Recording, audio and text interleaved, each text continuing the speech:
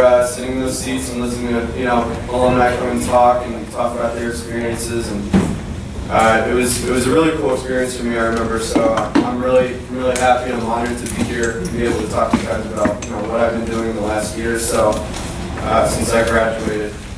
I'm going to talk to you guys today about collaboration in the world of footwear design, because that's what I've been doing since I graduated. Some of you guys may know I see some familiar faces and some new faces, but I studied industrial design here, and I graduated in May 2015. I came here to study industrial design with the focus of wanting to do footwear from the very beginning. It was always something that I wanted to do. I was always interested in it, even as a kid. So I ended up here because I was looking into how can I get into footwear, and found the world of industrial design through that. And I wouldn't have even guessed all the things that I would learn in my first year of actually being in the field. So I started getting into the world of footwear design as an intern back in last December at Timberland. And actually, just a week ago, took a full-time job with Cole Haan, which is actually right down the street from Timberland in New Hampshire. So it's exciting. So I want to talk to you guys really about how many moving pieces there are in the process of designing footwear.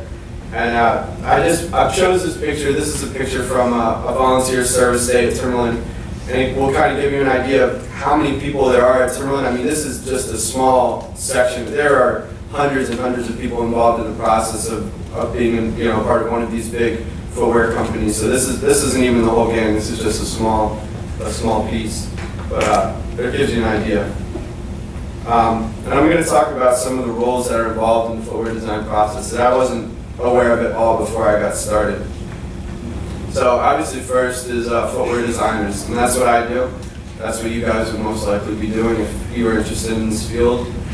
And some of the things that I'm responsible for are designing, obviously, new uppers and toolings, which is the outsole. Also collaborating with design and development teams, which I'll get to later, on doing molded details, the construction, pattern, figuring out costing and fit as it relates to footwear, and helping to create seasonal themes and applying and extending concepts and color to a variety of styles. That is not me, but I probably should do. Gathers relevant trend and consumer information, which includes gathering inspiration and reviewing as a team to create new seasonal stories and directions. So that's usually how we'll kick off the process. We'll all get together when the new season starts. We'll find our own inspiration individually, and we'll bring it all together as a team, and we'll start trying to piece things together. We'll find things that we find are alike, or start putting stories together. That's how we kick everything off. Designers are also responsible for creating storyboards for merchants. So merchants from all around the world will come to these companies, and we'll pitch our new designs to them. And it's really up to us to sell it to them, and that's how it gets into the stores. So what we'll do is we'll create these storyboards, and we'll kind of create a story behind the product. A lot like what I remember doing here. You guys, you're very familiar with that as well. And it's really important for selling a product to someone. We're also responsible for coordinating and maintaining seasonal materials, color standards, and presentation boards, and also assisting in completing CAD revisions, color updates, technical packages, graphics, prints, and trim details, which I'll get to more. One of the most important members of a design team is the footwear developer. This is a position that I was unaware of before I got into the field, and it's really cool. These guys will assist the design team in completing color and material selections for designs. So these guys are kind of developers in their own way. They're pretty capable of picking out these colors and materials, and even working on tech packs for some of the lower complexity upper designs. So if it's a design that's fairly simple, a lot of the times they'll be responsible for working on it and leaving the harder stuff to some of the designers. They'll also help with design details from line start to the very beginning of the process to the very end, which is the commercialization. So from the start to the finish of the design process. And they're also responsible for monitoring, so tracking, organizing, distributing all related development samples for designers. So these are the guys that designers will come to when we want to try something new, something we've never done before. Hey, I really want to try, a lace that, does something that no lace has ever done before, or kind of stitching that's never been used in a shoe. We'll go to the developers and we'll be like, is this possible? And they'll reach out to these factories all around the world, usually in Asia, and see if it's possible to have it done for us. So they're really important.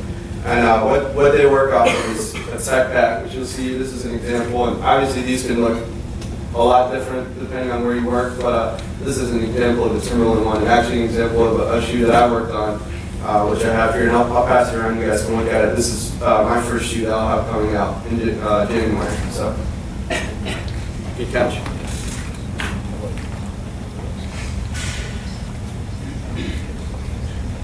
Some other responsibilities these guys have. They'll assist the team with pre-costing of tech packs. So they'll kind of go through and they'll look at they'll look at the tech packs here, and they'll see all these materials at the bottom and go through and look through the cost of each one so they can figure out, okay, what kind of margin can we make on this? What would we have to sell it for it to make sense? Obviously a really important role. They are also responsible for managing updates to cloud-based storage systems for details on products. So everything we do, we keep in a system so we can go back if we ever need something for a reference, and they're responsible for keeping that updated. These are the guys that really work closely with China and all the other factories around the world to keep track of factory production and developments, making sure everything's going on time, correctly. And this includes them also taking trips out to these factories to review, the factory production and talk to the workers out there. They're also responsible for managing and tracking new materials, working with suppliers for these materials, and reviewing testing reports on new materials and compounds to relate to the designers. So we say, hey, does this work? Can this work? Can this work? They'll go out, they'll find out, they'll talk to whoever they need to talk to, and then they'll come back to us and they'll let us know. So it's a really vital role. And they're also responsible for working with the engineering team to coordinate the fitting of new designs to feet. So this is a developer at Timberland that worked on my team named Connor. You can see him working on an outsole or something there. So he's trying to figure out, the fit or something like that, something a developer would do. Another role is footwear project manager. So these guys will assist in developing the marketing and product strategy of the business unit. So basically these guys will sit down and say, all right, this is the new season, this is what we're going to design, who are we going to be reaching out to, who are we trying to reach as far as the consumer goes, and how are we going to do it. They assist the product process from brief through the range launch, so they're working throughout the whole process with us. They work with the product team and business development managers to organize and implement projects, meetings, and activities. They work closely with buyers and merchants from around the world to decide what products make it to shelves, even receiving special requests from certain regions. So we'll have, it's really interesting, something I didn't know is, we'll have merchants or buyers come from Asia or from Europe, and we'll design certain things just for that region. People around the world dress a lot differently depending on where you are, and it makes sense. And they also travel to do market research for different regions, and they tend to have an expertise on relevant target consumers. So these are the guys that are really kind of giving us the direction, a lot of times giving us the briefs. This is what I need, this is who I need it for, this is where it's going. So they play a really important role. These guys are super important as well. These are the footwear engineers. These guys will make pattern grading decisions based on alternative options generated during collaborations with design, manufacturing, and process engineering teams. They have knowledge of creating a shell, creating pieces, and grading patterns. They contribute to product design as it relates to manufacturability. They team with designers to lead original and complex projects from conception to completion, including initial pattern concepts through a fully graded pattern design. And they perform sample fittings to make sure new shell designs fit, last, and feed properly. So basically what these guys are in charge of that's an example of a last down there. That's actually something that I knew nothing about also before I started. I was always interested in footwear and had no idea how you got the shape of a shoe. And that's how you do it. That's a last right there. So there's all these different shape lasts, and these guys will work on getting the shape you want of a shoe, making sure it fits correctly. So we'll go through rounds and rounds of getting samples in, and they'll have people come in and try the shoes on and say, how does it fit? Does anything loose, anything like that? And they'll work with the factories to make sure it fits correctly. So a really important job. And this is an example of shell patterns. So this is what the engineers will work with when we're making adjustments. So this is something that they'll relay to the designers. So this would be something that I'd be changing after I talk to them. So say if the heel doesn't fit correctly, or the spot around the ankle is rubbing, so that line would need to be dragged down around the ankle, and that's what we would send back to the factories, and that's how they would know what changes need to be made. The footwear designers usually work in teams as well, especially if you're working at like a bigger company. Obviously, these teams will include different levels of designers, ranging in skill level and experience. So these designers, at least in my experience so far at Timberland, can be started interns, and then the next level up would be assistant or associate designer, designer Bs, designer As, senior designers, design directors, all the way up to creative directors, who are usually in charge of the entire design team, and just really deciding the direction that everything's going to go. So there's a lot of pieces involved, even just on the design team itself, and a lot of collaboration goes into that to making sure everything comes out correctly. A lot of these bigger footwear companies as well will have multiple design teams. So these are just examples of some Timberlands. You'll see the difference in them all coming from different teams. There's at Timberland, there's a casual team, boot team, weekday team, outdoor team, women's team, sport leisure team. So there's all these different categories, and these all have different design teams. But it's really important for us to talk and collaborate as well throughout the process, even though we're on different teams, because at the end of the day, we're all still working for the same company, and it's important for us all, even though we're releasing different products, to have them sit and make sense together. So that's where we'll come in and we'll work on a seasonal palette of colors or seasonal materials, leathers. So when we're all done, when the process is said and done, and we release, everything makes sense together. Footwear designers also work closely with marketing teams, legal teams. Like when I'm designing something, I want to try a new logo out, or really try coming up with a new technology and wanting to name the technology. That's where the legal team will come in, and we'll sit down and we'll work with them, and we'll give them our ideas, and they'll say this will work, this won't work. They'll run things through a system and get back to us on whether it passes or not. Designers also work with buyers and merchants from around the world. So that's where people will come in from all these different places around the world, and they'll sit down and we'll have our whole line of samples of shoes up on the wall, and they'll tell us, okay, we want this one, we want that one, we don't want this one, make changes to this one, and that's how we get to the final process of the final line of shoes, I should say. Another really important part of collaboration in footwear is working closely with the factories, and this is something that I never even thought about as well. And it's probably the most difficult form of collaboration in footwear design. So it's factories all around the world. Like for example, Timberland has factories all over Asia, China, Japan, Vietnam. We have factories in the Dominican Republic. We have factories here in the U.S. So communicating with all these factories from all around the world, and obviously there are language barriers. There's a lot of distance, so it makes it difficult to keep really closely monitoring the production process. And a lot of the times, to be quite frank, these factories will try to cut costs, and if we say, hey, use this material, if they can find an alternative that's going to be cheaper or easier for them, if they think they can pass it off, then they'll try to use that. So it's really, we have to, a lot of times, go over to these factories in Asia or wherever and monitor and make sure that they're, keeping their word and using the products or the processes that we told them to use. So it can be really difficult collaborating with them for all those reasons, but it gets done.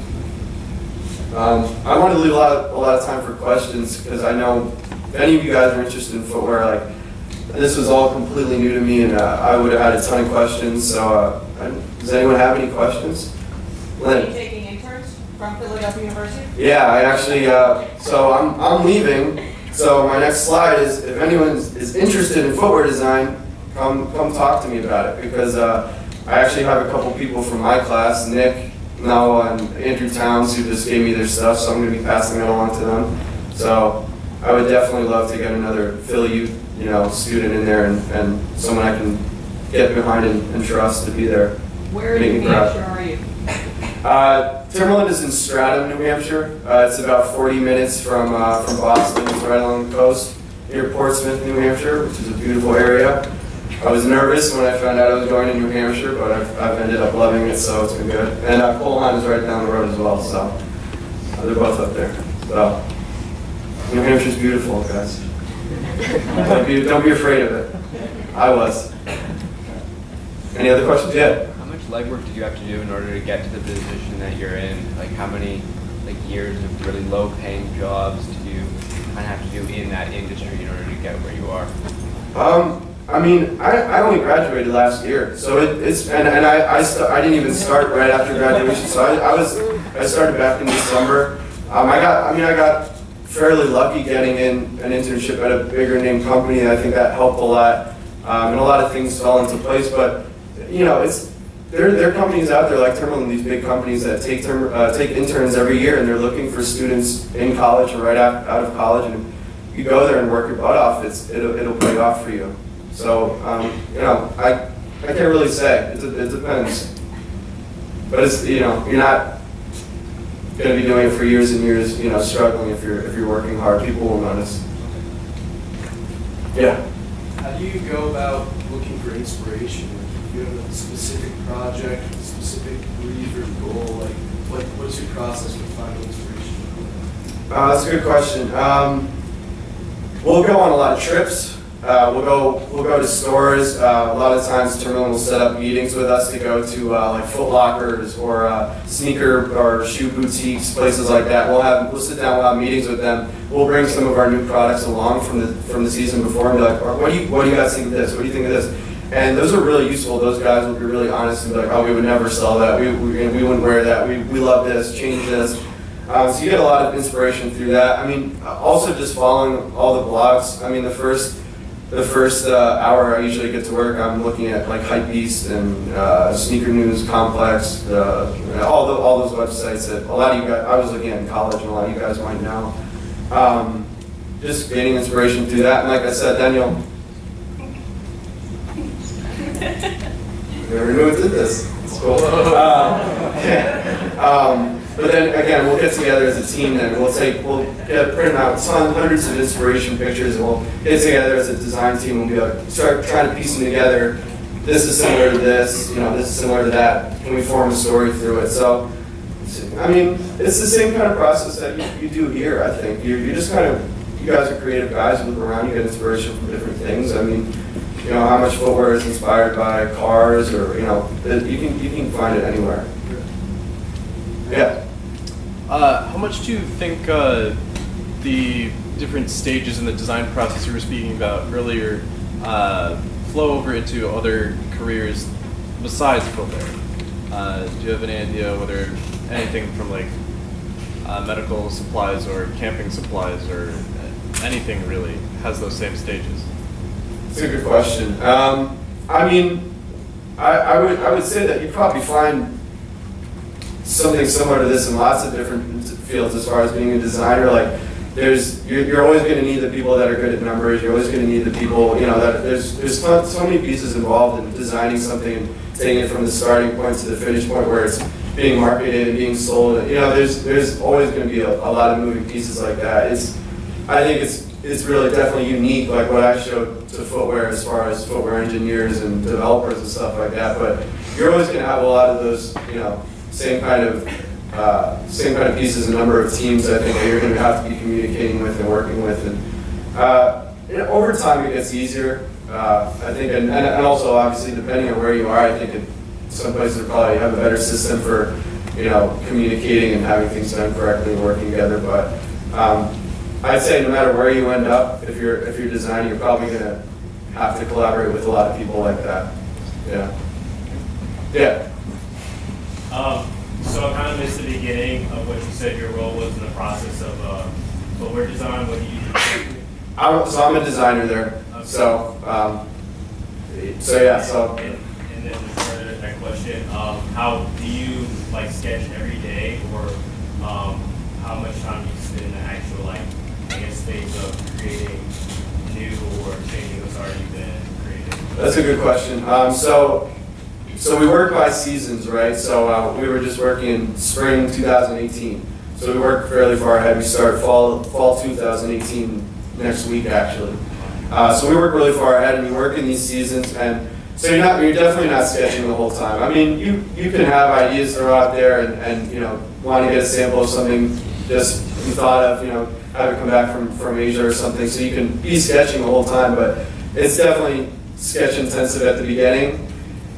Tends to go into computer from there. You'll start to clean things up. You have to have things really clean for those tech packs with measurements and material callouts, so that things are really clear for the factory. So you can't, it would be impossible to just be sending them hand sketches and try to have them make shoes off that. So you definitely start with sketching. It's the easiest way to get things down. But from there, you'll start to clean things up on the computer. You'll start to go and pick out materials. You'll start to make tech packs like that, so you can hand them off to factories. Then you start working with the engineers, and you start getting samples back. So that's usually how the process goes. And then out of the sketches that you make, how many of those do you actually, either make the cut or that you would even send in? Not a lot. It's you try to throw out as many ideas as you possibly can to your team when you first start. So I like to sketch a lot. It's rare that I'll draw something right away and be like, oh yeah, this is it. Even if I felt that way, I probably wouldn't just stop right there. You want to have as many ideas as you can, so you can obviously work your way down from there. I would say I'll probably do 30 to 50 sketches of uppers for a new upper. We'll work our way down. We'll pick one or we'll pick a couple, and then going from there to the final stage, you don't know at that point whether this shoe is actually going to make it to market or not. So yeah, I mean, you're probably, ratio-wise, you're probably doing 300 sketches for every one shoe that would actually come out, I would say, something around there. Yeah, not everything makes it, unfortunately. A lot of stuff gets shot down by merchants and buyers. So if you think about starting your own shoe brand, or is that too early? Yeah, maybe down the line, definitely. I got a lot to learn, so yeah. What's an average day like being a footwear designer? Is it long, or you taking a lot of work home with you? One thing I've learned is it comes in waves, definitely. Just working seasonally like that. There are times where we have deadlines where I'll be there. I'll do 80-hour weeks, maybe even more. I'll come in on the weekends, and it'll be that way for maybe a month tops. It'll be really intense, and then what we're working on all those tech packs. That's usually when things get really intense. And then once we hand them off to a factory, things will really slow down. That's when we tend to start thinking about the next season. We'll start sketching. Things get really laid back at times, to be honest, which is nice when you've been working really hard for a while. So it really comes in waves. There are definitely times where you'll be working your butt off and not getting much sleep, but at the end of the light, there's you'll be able to take some naps and stuff, relax later. What's that? At the end of the light, there's a At the end of the tunnel, there's a light. Yeah, sorry. I don't speak in front of people a lot. Yeah. Yeah. Cool. So you mentioned managing. So you're working seasonally, but you're also working yearly. So are the projects that you work on kind of isolated to a quarter, or are you having to follow up with those seasons, a couple months later or a year later? Do you have to finalize the 2017 summer designs before they launch? Yeah, definitely. So we'll work on a couple seasons kind of at a time. We'll focus on one, but we kind of move around. So like I was saying, you'll build these tech packs, and then you'll send them off to the factory. We go through these phases. We'll get, I think, 4 rounds of samples back before we get to the final process. And you obviously have to wait for these factories to build all these samples. So in the meantime, you don't want to be completely twiddling your thumb. So we'll start thinking about the new season, start sketching and stuff like that while we're waiting for these to come back. So say I was working on fall 17, I sent out the tech packs. Now I'm waiting on the factory. So I'll start working on spring 18, start thinking about it, start sketching, but then we'll get those fall 17 samples back. We get together again, we look at them, decide what changes need to be made, we show them to the merchants, to the buyers, we make the changes that need to be made, send them out again, back to spring 18, and it kind of rolls like that. So there's some jumping around, but the teams tend to be good at keeping you focused on one season at a time, and things don't get too cluttered. It's really easy to keep track of, but there's some bouncing around for sure. Just one more. Yeah. You mentioned working with kind of buyers, and I'm assuming your retail partners. Can you talk a little bit more about your relationship with them? It can be tense. These guys come in and obviously have an idea of what they want. And like I said, we'll go through rounds. So we'll have all these samples up on the wall, and they'll say, okay, this is good to go, or this is completely dropped. We don't want this at all, or this needs these changes. And sometimes they'll ask for changes, and you'll come back with those changes the next round, and they'll be like, oh, why'd you do this? Or, never mind, we don't want this. And so it can be, frustrating at times. But, I mean, obviously, overall, it's a professional, it's a good atmosphere. And it's fun to have people come from Asia and from Europe and hear about the kind of things that people are wearing there and the kind of things they're looking for. You learn a lot. And they're really knowledgeable, too. They're good at knowing what's gonna sell and picking out the right thing. So, yeah. How do you manage a work-life balance? Because I know that burnout is something that's a real issue in this career.